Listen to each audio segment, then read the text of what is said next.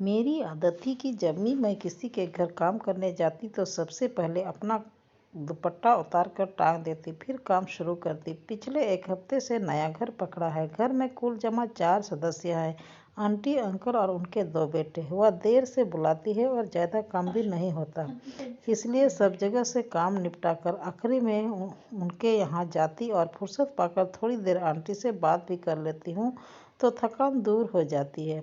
रोज की तरह आज मैं बड़ी तन्मयता से पोछा लगा रही थी। पास ही कुर्सी पर बैठी आंटी से बतियाती जा रही थी। अचानक उन्होंने पूछा, सुधा, तू हर जगह ऐसे ही काम करती है बगैर दुपट्टे के?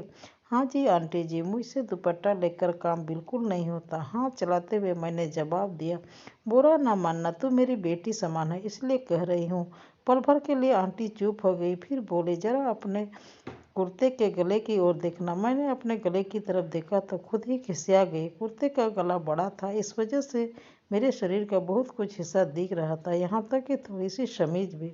देखा, औरत होकर बार बार मेरी निगाह पड़ जाती है तो गलती से ही सही, अगर आते जाते मर्दों की नज़र पड़ जाए तो तुम लोग ही कहेगी कि फला घर के आदमी बहुत खराब है, कामवालियों को देखते रहते हैं। लेकिन जब सामने कुछ दिख रहा हो तो किसी भी की भी नज़र पड़ ही जाती है। अब कोई आंख बंद करके तो नहीं चल सकता है ना, इसलिए खुद ही कायदे से रहना चाहिए। चल मैं तुझे बताती हूँ कैसे करना है। देख, ऐसे आंटी ने बड़े प्रेम से अपनी साड़ी के पल्लू से ढककर बताया। वो मुझे समझा रही थी और मैं उन्हें एकटक देखे जा रही थी। ऐसा लग रहा था कि जैसे मेरी माँ बोल रही है, जो बहुत पहले इस दुनिया से चली गई थी। तब शायद मैं 8-9 वर्ष की थी।